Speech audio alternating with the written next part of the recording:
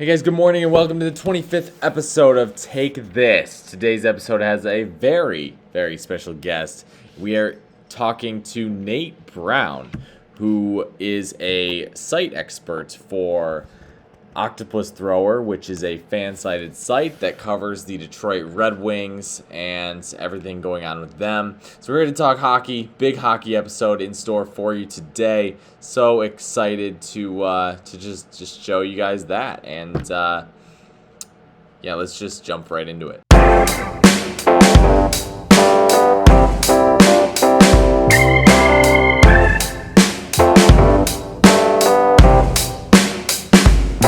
So Nate, you are a editor or a site expert, a co-site expert at Octopus Thrower. How is that going with all the Red Wings stuff? With I don't know, is it fun? They're in a rebuild right now, so it's a little more fun right now, I'd say. I mean, yeah.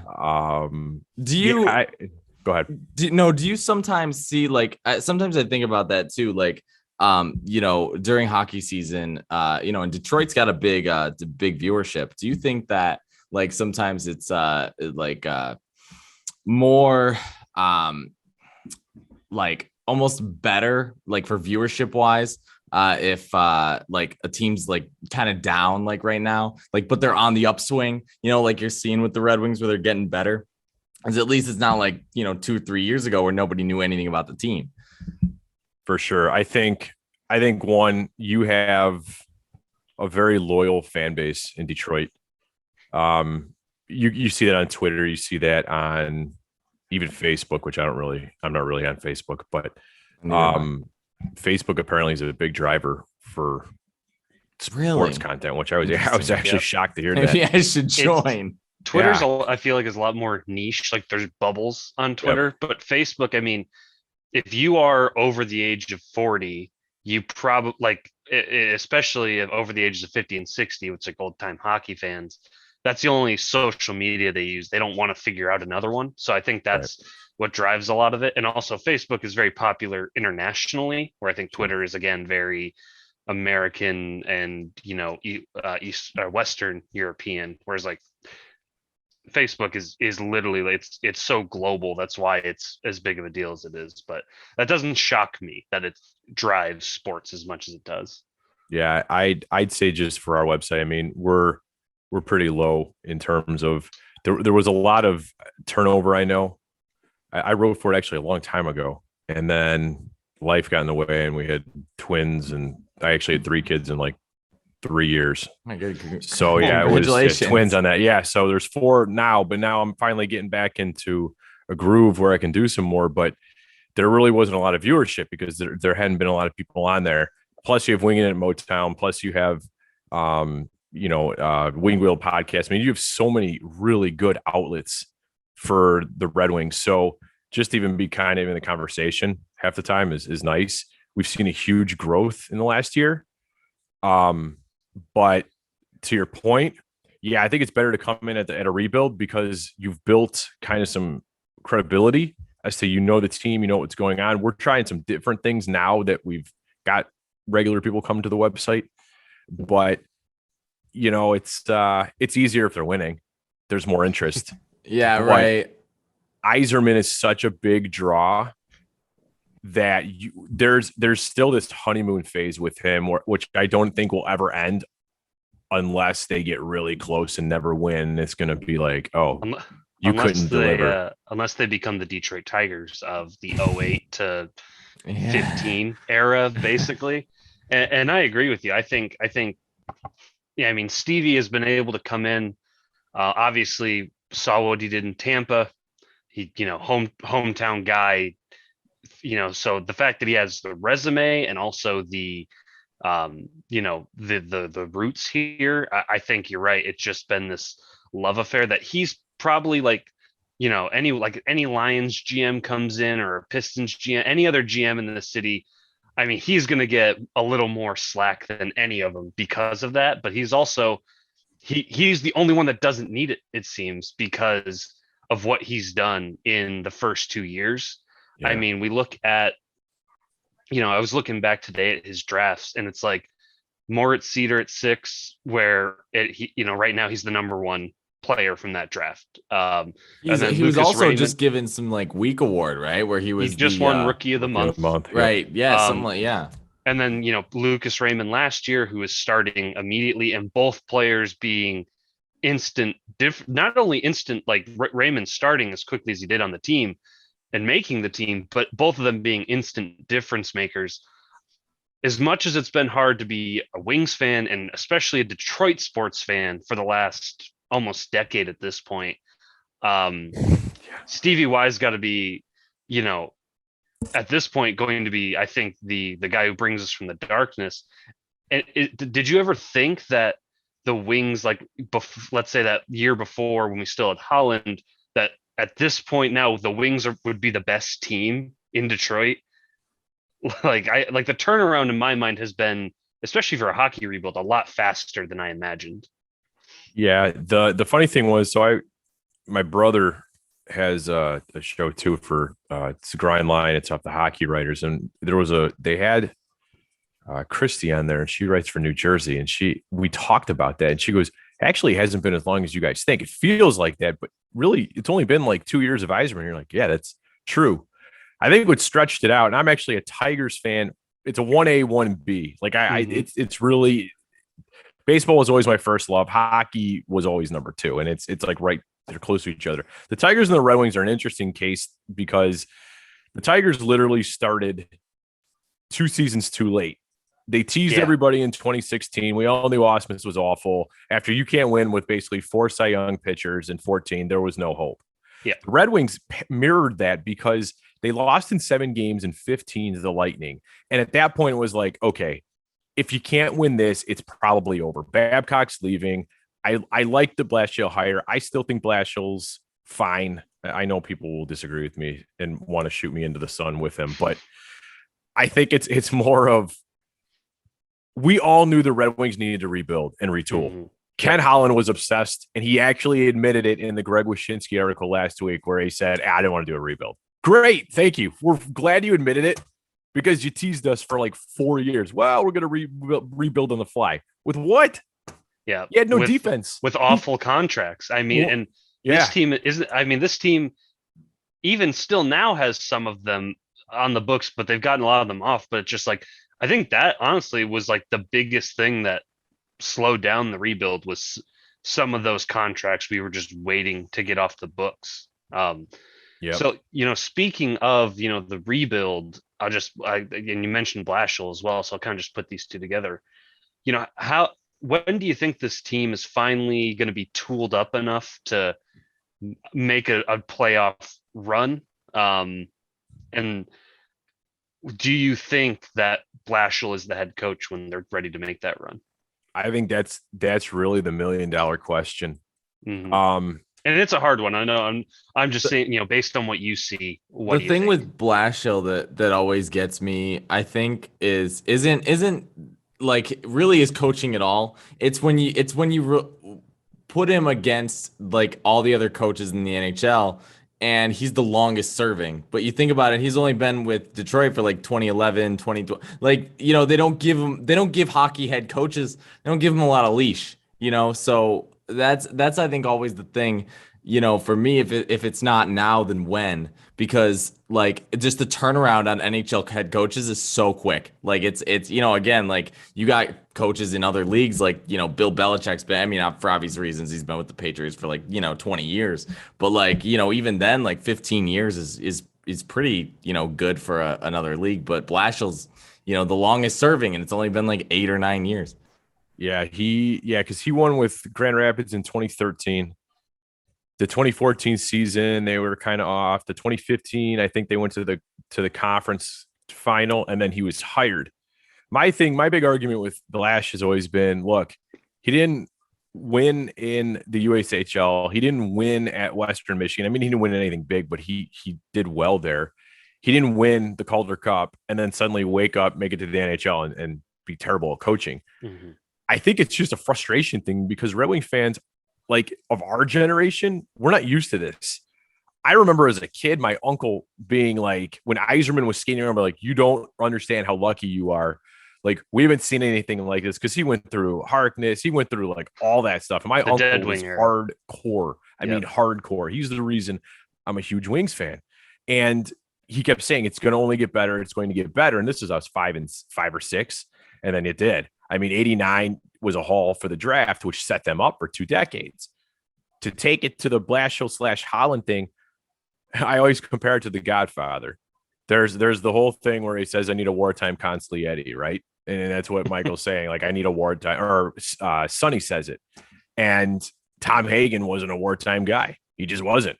It's Ken Holland. Ken Holland's in a great situation at Edmonton. He already had it all built for him. Now he's just got to find the parts. That's what he's good at. Yep. And that's what he did in good 08. Right now. That's what he did in 08 and 09 and in 2010. Because it was Bowman, Devellano, and it was Hakan Anderson. I mean, those are your guys that really built that team.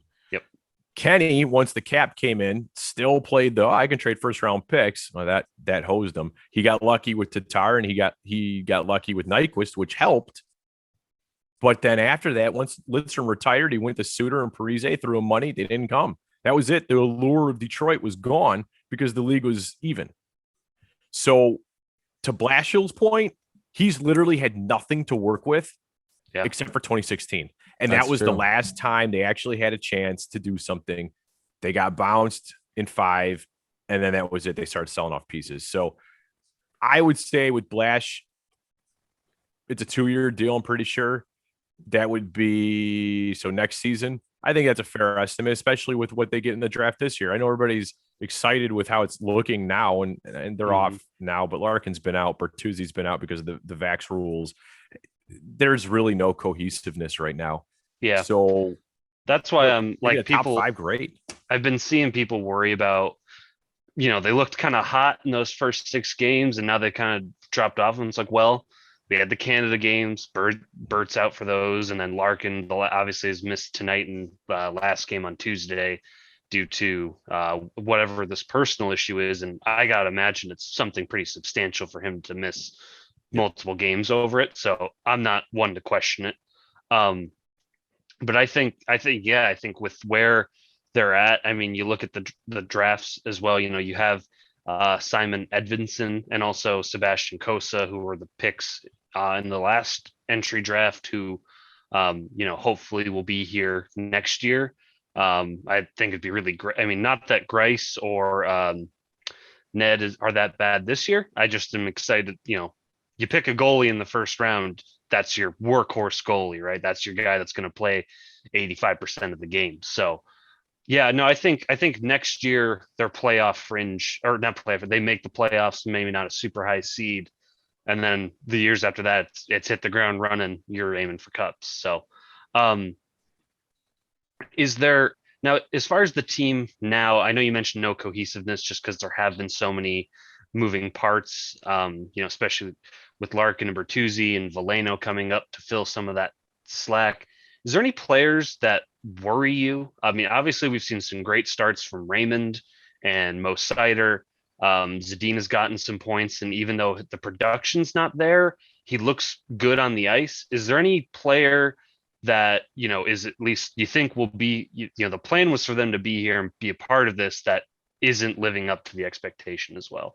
Like, I think we all know Danny DeKeyser probably not going to be here in the long term, so I'm not really worried about him. But like someone like, Giovanni Smith or, some of those, or like Rasmussen, like that's the first guy that comes to mind for me. He's played okay, but I wanted to see more from him. But is there a guy on the team for you that just isn't matching that production where you think he could be? Yeah, so I'd say Rasmussen only in the sense of, he's been dogged since he was drafted because he was a top 10 guy. Right. I wrote an article a few months ago about who's potentially could score 20 goals this season. I had Rasmussen on the fringe of that. I think he'll get his the majority of his points off a power play. I think I wrote a piece on this yesterday. I don't remember. This is not good, guys. I'm not remembering things. It's probably too busy in life. Yeah, you got 4 kids. You're allowed to forget a few things. For sure. Yeah, so I did a shift by shift analysis. I followed all 19 shifts to see really what he was doing because, like, again, we were all watching it and just like first glance, he's getting knocked off the puck. He's losing every board battle. He's not really generating chances. So I was like, all right, let's go back and look at this shift by shift and focus. So here's what I did find. He's not a first line center, not in the NHL. I yet. Could that change? Absolutely. But he kind of reminds me of Dan Cleary. Dan Cleary came into the league as a highly touted guy, and he bounced around because they couldn't. Yep. They were trying to, fit around peg in a square hole or square. I think it's a square peg in a round hole. Don't hold that against me. But he was knocked down several times. There were prime opportunities for him to get a shot off, and he either looked hesitant to make it or just couldn't corral the puck. But the board thing was real. Especially late in the game, they had a chance to get a goal. His back is to the play. He's got the puck. He gets hit. He goes down. Puck's out of the zone. And I think that's what people are concerned about with him. You got a 6'6" guy. Yeah. I think he's still grown into his frame. He had a whole year in the NHL, which really didn't count. He went back to the AHL. He kind of got a year last year, kind of, sort of. This is his first real, true chance in the NHL. It's going to take time. But I would say of all of them, they scored again. That's the big concern I have. So that's it. Just turn it off, guys, and we'll just talk Red Wing hockey and what could be. Oh man, you're supposed to be ahead of mine because they haven't scored yet, so I'm just waiting for it to happen. Foreshadowing doom. Preaching to the choir at this point. Yeah. God, and sometimes got a hat trick too. And sometimes too, I would notice just with. And it's probably a youth thing if the more and more I think about it, because I remember watching last year and I was like trying to tune in but not really, and then there was the year before, something like that. In one of the 2 years, I can't remember which it was, but it was probably last year if I'm thinking about it, but they had I don't know if it was I think it was a lead, actually. Like they were winning like 4-0. And then this previous game when they just came by the first game of the year against Tampa, did the same thing where they give up like 4 goals in like 5 minutes or something like that. And I'm like, is this a like lack of just conditioning or just the fact that these are like, so the players are so young too? Just I'm like, how is this, it sometimes just feels so frustrating, and it's sometimes hard to see that hope when you just see some guys like play with a team for like, the first 2 full periods of the game and then just get outlasted in the last one. Yeah, I think Yzerman let him bottom out. I mean, Kenny Holland was always putting Band-Aids in there. I'm going to go get Thomas Vanek. I'm going to go get this guy. He'll patch a hole. And yeah, look, again, that's just a philosophical difference.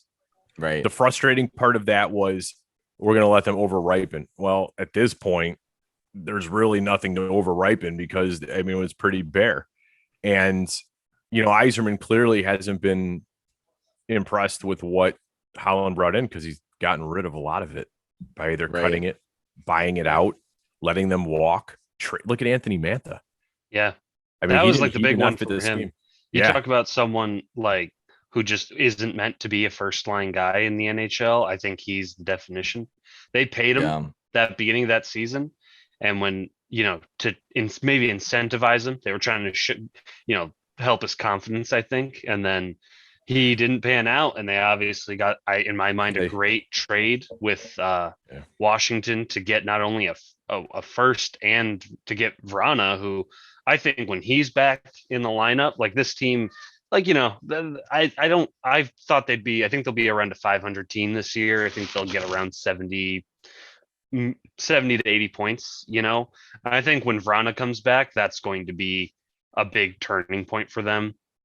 Because I think he is like, he's Anthony Mantha, but coming to a team where we're not Washington, that it's just not gonna, he's gonna look a lot better here than he does there. So I was a very big fan of that trade because, Mantha wasn't working out, and I think he like Raymond's going. Hurt. Oh no! Don't say that. I turned it off. Sorry, I'm sorry. I just saw it, and in my head I'm making mental notes. But yeah, but I think like that trade was like like the perfect example of like, unless he drafted you, he's not beholden to you. Yep. And I think that's a great mentality. If they're not helping you win, get something for them. I wish our other GMs would follow and that I a was just little gonna say closely too, in this like thing. it was such a good example of like and all the trades that Yzerman has made, pretty much like, he has some innate ability to create a market for a player. I don't Mhm. understand like how he does that because again, like I wish that the GM for the Tigers or just GMs in general, like that is like Yzerman is a top 5 GM in the NHL, and I don't think that a lot of people like realize that like I mean I feel like they know it, but just like I don't know, it's something that you're kind of lucky to have like that's not just beholden to the NHL, like in any sport, like he is like a top GM in any sport just based on the what he's able to do with picks. And I especially like the Ndeljkovic trade. Like that was something that just came out of the blue that I was never expecting. Who do you think like is the best like goalie on this team? Is it Ndeljkovic or is it I think, Greiss? yeah, it's Greiss. Greiss. Yeah, I think Greiss. I think you just have a tandem situation. I think they're trying to shield Ndeljkovic every time. I always fumble on the That's first why I name. call him Ned. I just That call him is easier to Neddy. call him Yeah. Ned. Yeah, it's easier. Ndeljkovic is young. I mean, I think he only had 22 starts last year. 20, it might be more than that. I mean, he's eligible to win the Calder. So it's still a very, small sample size. With that said, Greiss has been solid. He's got his clunkers, but they all do. A tandem is what you want at this point. But at this point, Ned's going to get it because he's on a 3-year deal. Greiss, I think, is up after this year. They'll probably re-sign him. They want to give Kosa some time to develop. Yep. But who knows? Goalies I mean, take look a at little Raymond. Yeah, but Yeah. I mean, Kosa is just won goalie of the month Yeah. for the Western Hockey League. So again, back to the really quick to revisit that. So you were talking about the loyalty thing, and that's huge.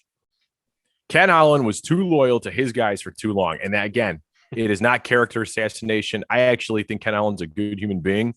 I just think that he didn't have the stomach to deal with what had to be done.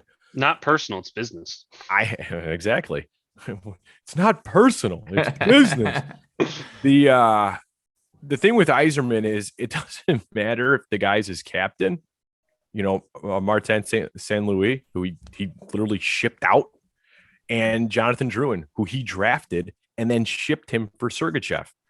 Yzerman will do what has to be done to make the team better. Yep.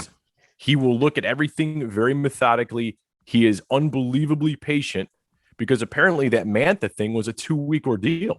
Now think about that. He made that trade. He butted it up to the deadline. Like literally, I remember that everybody holding, complaining, and then suddenly Twitter blows up. And it was a quiet trade deadline. And I remember that was because it was at the last hour. It was the last thing in the night. And it was like everyone thought that, that's Stevie Y working the magic, doing his thing. So it's amazing to almost watch because like he is true to his craft. Like he was a damn good hockey player. He might be just as good of a GM. It's almost hard to say which one he's better at doing with how everything he did in Tampa and everything he's done here so far. I mean, like the first thing he really did with the Mo Seider pick, everyone was like, who the hell is Mo Seider? Why are you? He wasn't projected to go, I think, till late first round, maybe even early second. And he took him at 6, and he's the NHL Rookie of the Month in his first season starting. So then very well might win the Calder. And you know who he's going to be fighting for it throughout the season? His teammate, Lucas Raymond. I'm fine with that. That's a great that problem for me have. Is the biggest testament to how good he is. So, for sure.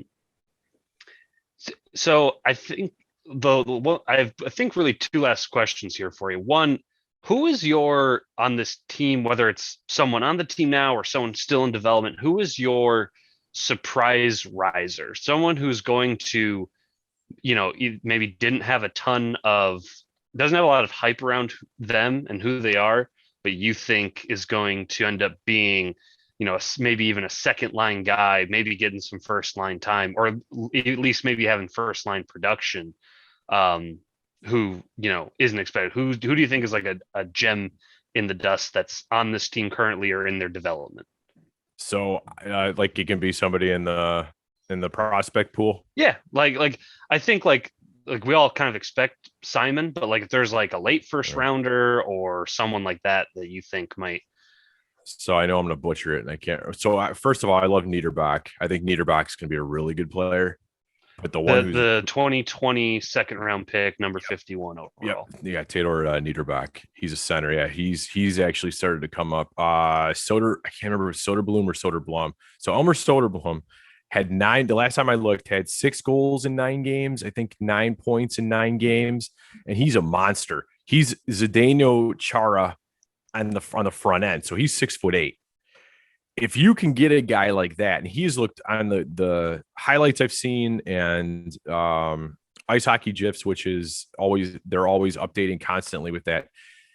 He looks like he just looks comfortable this year, and he's made some pretty slick moves where if you get a big man like that can stick handle like that, I mean, let's go. I mean, right there, that solves your top 9 issue. You can slide him in a number of situations. I would say really though, the one who's really impressed me and been really fun to watch is Kosa, only because when he didn't take Wallstedt, everybody freaked out because Wallstedt was the big guy. That's who everybody, okay, fair enough. But again, everyone freaked out when he took Mo. So Seider, Raymond, everybody was pretty over the moon about. I was thrilled with that. When Seider, I was kind of like, okay, well, it's Yzerman, so I'm going to reserve judgment. And I love how he tells Helene St. James, just Google him. Defense, just Google him. It'll be okay. It's just, again, it's that guy. He'll bet on himself. He's like, I got this. We're okay. But I think Kosa I think it was a 956 save percentage. I mean, that's insane. Yeah. Now, I understand it's juniors. I understand he got shelled a little bit at training camp. I don't care about that. That's good. I want to see how he bounces back mentally. Right. Well, he did.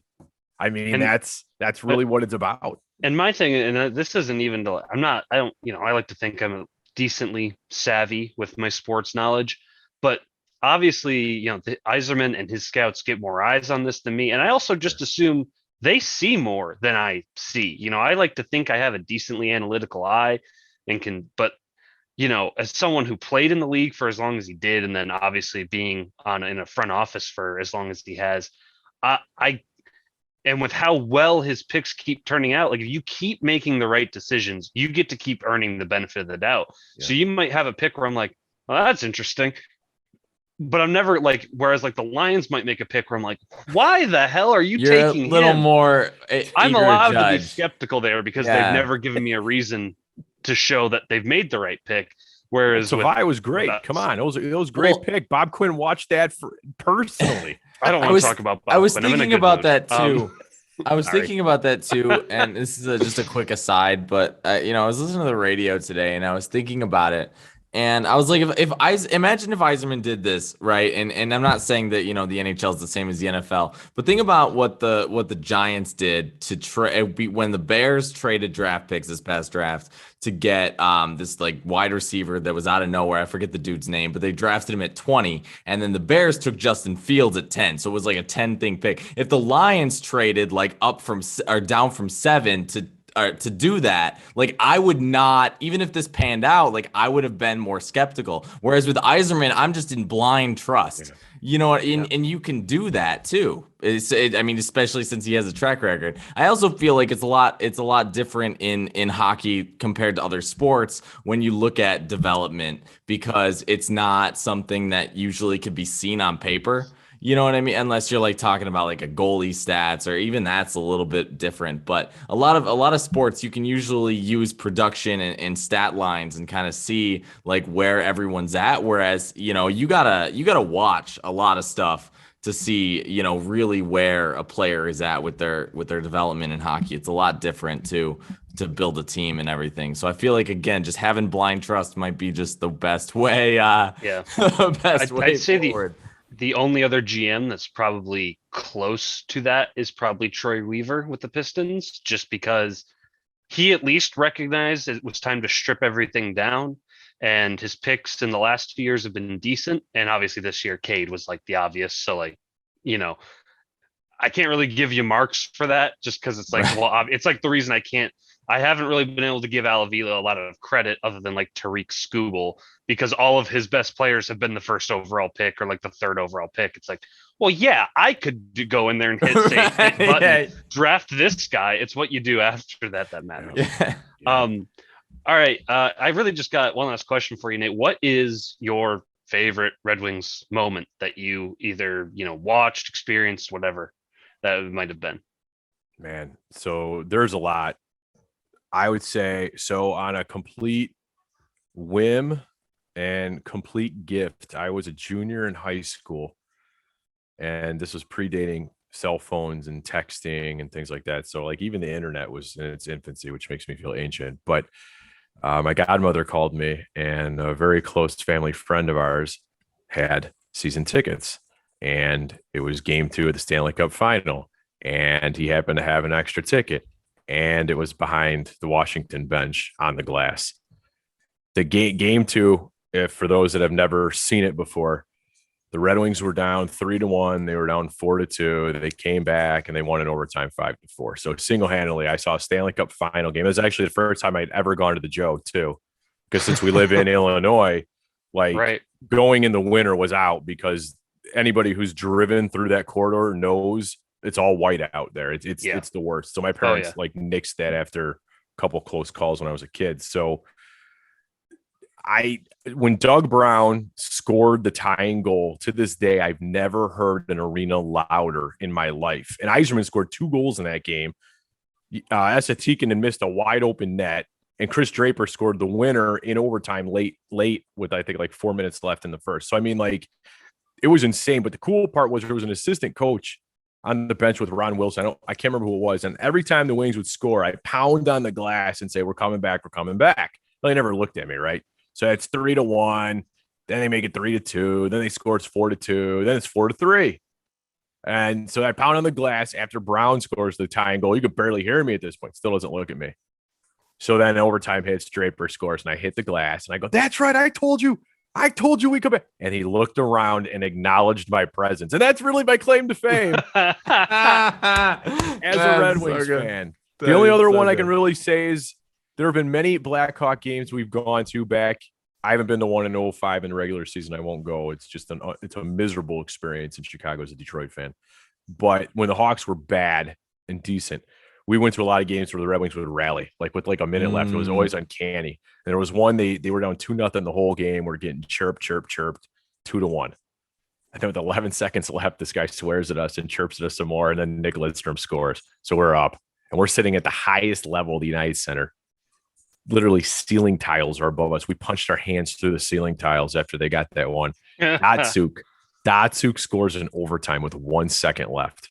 With 1 second left and wins. I've never been happier walking out of that barn in my life. So. Amazing. Absolutely. What about you guys? Come on, you got to get it. Okay, I mean, my easy one. I mean, the first and only championship I really have experienced as a Detroit sports fan. Because in 04, I was like 6. So it was like, thanks for making me feel ancient right now. I appreciate that. So you were in diapers when I was at the Stanley Cup game. Thanks. Yeah. So when was that? That was 98, right? So when they won in 98, that was the year I was born. There's a picture of my mother. No, but I'll tell you this. This is a great story, because there's a picture. My dad worked at a bar in downtown Detroit. It's where he met my mom's, the Post Bar, where Cicerelli's is now. If you ever went to Wings game, well, you weren't obviously going to go to the bars back then, but Wings players would come in there all the time. Like, my dad has met a lot of Wings players. He's friends with a few of them. Like, he went to he was in Chris Osgood's wedding. That's amazing. Yeah. So a lot of them, when they won the cups in those years, brought this cup to the Post Bar where he worked, or he would. I don't know if he was still working there at that time, because he was there throughout like the 90s. But he went to the parties, right? Because he knew these guys, and it's like, it's the Stanley Cup party. I got to go and be there. And there's a picture of my mom holding the Stanley Cup with she's pregnant with me. She obviously is not drinking it out of it because pregnant, but that was my first and right at this point only photo with the Stanley Cup. I am inside my mother's stomach. But my favorite moment of viewing, I mean, obviously the winning the cup in 08, the only time I've seen them win it all. Yep. But I think one of my favorites was I saw them live. It was the night they were retiring Fedorov's number, and it was they won the game 1-0. Fedorov's number. This was back when the Joe was still open. They were still playing at the Joe, and they're facing. Trust me, they have not retired his number yet. No, it wasn't. I was like, wait, how did I miss this? Was it no, it was, in the drum? No, it was they a had a commemoration night because he got inducted in the Hall of Fame. That's what it was. I was like, if they hung 91 and I didn't hear about this, yeah, no. I'm starting my trip now. They should hang his trip. Should. That's what it was. It was a commemoration. Thank you. I always get that mixed up in my head. That's okay. Okay. But yeah, but Washington was playing that night. Ovechkin, I gotta imagine Fedorov's one of his idols, right? Mm-hmm. And the Wings, they scored. We were down kind of on like almost ice level, lower bowl, and we were on the end. The Wings played defense on 2 out of the first and third period. So in the first period, or in like the beginning of the third period, it's 0-0. The Wings score this like weird fluky goal. Like it was a shot, like a 90-degree shot. They were just down on the other end, just flung it at the net, bounced off the goalie's shoulder, went in. They're up 1-0. Well, every time the Capitals are on a power play, Ovechkin's on that wing, just waiting to wind up and shoot. And there must have been, I mean, I forget who was goaltending that night. I don't even remember who our goaltenders were back then. Because this was back in like probably 2017, 2018. But I just remember whoever was in net that night and the defense just were not going to let Ovechkin score in front of his idol. And I just remember thinking how pissed he must have been. But it was probably the best like goaltender and defensive performance I've ever seen live from a hockey team, but from the Red Wings specifically. I wish mine were as good. I have like the only 2 things I could think of really was the first one was wasn't even like a in-person sort of thing. I remember the first time that I was really into the Wings when I was like 6, 7, 8 years old. And I was born in 95. So this is like, back when, around the time that they won the 02 Cup against the Hurricanes. And I just remember I was going through some videos, and the one thing I think really the video that I've watched, I think that really connected me to that was when I watched Osgood fight Wah. And then, Vernon fight. So I didn't like witness that live, but the second one I got I wasn't at the game.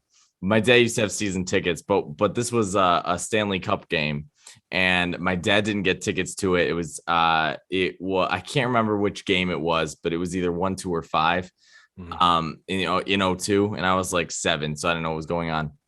But I was at the what was it, like Hockey Town Cafe or something that was like right down there. So I got to witness that when they won. I don't think that they won the actual cup that day, but they did win the game. So that was I don't know, that was something. But my dad used to have season tickets. God, I miss Joe Louis Arena so much. And do you not know you couldn't go to the bathroom? I guess when I would get there, you couldn't even, like, I would always be like, okay, I can't even, I'll have one beer and that's it, because otherwise you'd wait through an entire period to go, because it was just like it was amazing. I mean, I guess experiencing as like it probably as like someone who's older is probably a lot like different than when because again, like, sure. I don't know. My dad used to have season tickets. That was the time I would really go. But I haven't been to a Wings game in years, and it still gets to me. But I haven't been to. I hear LCA's like, it's incredible. You have to go. The Joe was nostalgic because we saw 4 cups, and I mean, they won What, they won 3 of them on home ice, or no, Right. no, they won 2, 97 and 02. So they won 2 on home ice, but they should have won in 09, but I blocked that out of my memory. But yeah, you got to go. It's LCA is good, but all right. So wait, let me ask you this. So it was probably game 2 that you saw, because game 1 they lost in overtime in 02. Probably then, yeah. Game 5 was the clincher. That's still wild though. So wait, where were your dad's tickets? So, well, because that's the thing. Like, I didn't have tickets to the game. It was just I was just downtown for the whatever was going on. Okay. And again, it's because what's funny though too is that, and I always think about this. I've only been to Pittsburgh once, and I didn't go for I know Detroit has all that haste with Pittsburgh based on the 08-09 stuff, and they probably don't care as much about Detroit, to be honest. But because I had a friend that likes the Penguins, and I'm like, really? But I went to Pittsburgh once when I was like 18 or something like that, or 18, 19, 20. But I went on a train, and on the way back from the train ride, my friend was too drunk to give me like a ride to the train station or whatever. And what's so ironic is, and I wasn't even into hockey at that year. I was like, obviously, watching the Wings and everything. It wasn't exciting, but I forgot that the Stanley Cup was still going on or whatever, and Pittsburgh was in it, and they ended up winning that day. And of course, the day I was leaving was the day that Pittsburgh won the Stanley Cup. And it was an away game for the Penguins, so it wasn't like it wasn't like crazy down there, but it was kind of like everyone was honking horns, and I don't know, it felt like a scene out of a movie or something. It was so ironic. It's so depressing, to be honest. Nate, the name Marian Hossa, I imagine around that time has to be that's one of my favorite stories in sports, is that he was on the 07-08 Penguins, lost the cup with the Penguins, came to Detroit because all he wanted to do was win a cup.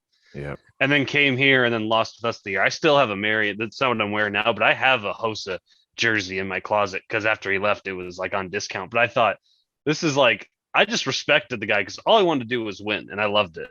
And then he won with the Blackhawks, I think, right? Yeah. Which I don't like Chicago. I was only happy for him. I was just glad. Literally, I was like, if anyone deserves a cup, he's been to it twice. Fine. That was my silver lining when they won the cup. But yeah, my wife made the mistake of calling me after the Blackhawks won the cup, and I was not nice. And yeah, I still regret that to this day, because it was there's growing up here, the hatred isn't built so much in the rivalry as just having to take the chirping. And Chicago, they can say what they want, but hockey here is popular. It's gotten better, but it's only popular when they're good. I mean, it is a fourth favorite LCA here. And the Joe were empty at times. Like, people still showed up. They still cheered. It was never like awful. It was never like desolate. I saw the Wings, Chicago's a hockey city. You know what I mean? Like people would rather watch the Bears than the Cubs. Yep. Yeah. Bears, Cubs, Bulls. Yeah. I mean, it's. I say it's last in the pecking order, especially when you got 2 baseball teams. I love that nobody mentioned the White Sox. Well, no, I mean, like the White Sox. The White Sox are there, but they're not as popular as the Cubs. I mean, the Cubs own the town.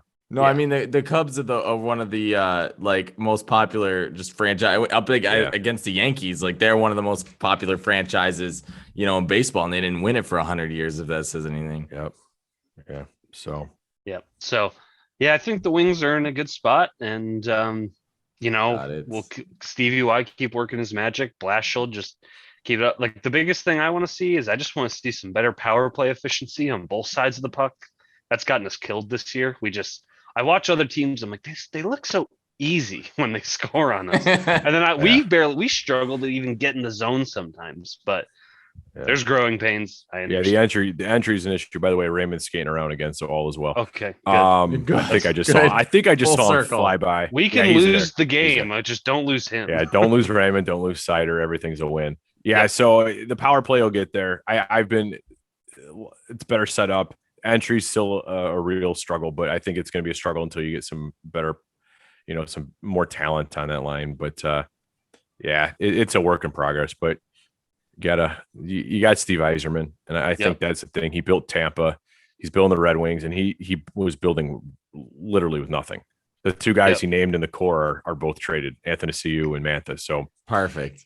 Even Dylan Larkin, I know people don't like to say it, but there's a little bit of me that always wonders if he gets the right offer, is that it? Yeah. Well, Bertuzzi, I would assume is, and that's why I've been so hesitant to buy a jersey skating on thin ice. Well, and I think that's it. You can't really buy one until they're in those championship years, because here's the thing. Like, this is a Larkin jersey, but granted, I got this around the time. I got this like 2 years ago. So if it goes, I got 3 years out of it. But I think he'll be fine. I think it's more of just if he's the talent that they think that he should be. Yeah. When they're entering that window. But if you go back to the 90s, Dino Ciccarelli, one of my favorite wings of all time, traded. So I had an Yzerman jersey. But Yzerman was rumored to be traded. Yeah. Everybody forgets that. Bowman got booed on opening night, and they gave Yzerman a 3-minute standing ovation. So it's crazy. Yeah. He going all the way back to your initial point, you're exactly right when you say he has an edge over everyone, because he played the game. He played the game well. He endured a lot of losing. He endured being called a choker. He endured he's not a good leader, changing his game, trade rumors, all of it. If there's anybody with the mental toughness to get this job done, it's him. Alavila, I feel better with AJ Hinch in the fold. Yeah. I mean, that's really that's the savior right there is Hinch. When your manager's better than your GM. Yeah, well, hey, we got that catcher. He was smart enough. He was smart enough to get him. Yeah, and I mean, it was a risk, no matter how you look at it, because of everything that was surrounding it. But when you're that bad, veering into the Tigers, and it didn't matter because you were losing everybody. You were losing the fan base again, because again, back to your point. Yeah, anybody knows it takes Spencer Turnbull and Casey Mize. But outside of Scooble, Matt Manning, maybe. I mean, that was a chance, but we still haven't seen anything there, really. But yeah, I could talk Tigers and Red Wings all day, guys. You're going to want to cut it now. Well, Nate, we appreciate your time. This has been great. Guys, check out Octopus Thrower, obviously, to check out Nate and his coworkers' content. They got some great stuff over there. And, on our show, we're not going to get as nerdy and deep into it with the Wings. So if you do want some more of that deeper analysis, guys, go there and check them out. Nate, thanks again for coming on and talking with us for a bit. Yeah, I appreciate it, guys. Thanks so much. Yep. To check out more of Nate's content, go to octopusthrower.com to check out all the stuff involving the Red Wings and more. And of course, you can view us every most Thursdays and sometimes Fridays here at Linktree. Our Linktree is Take This Pod. Twitter, Take This Pod. Sorry, it's been a gamble for talking words today, but you can check us out there. We got a new video podcast every week, and we will see you guys again in the next one. Bye.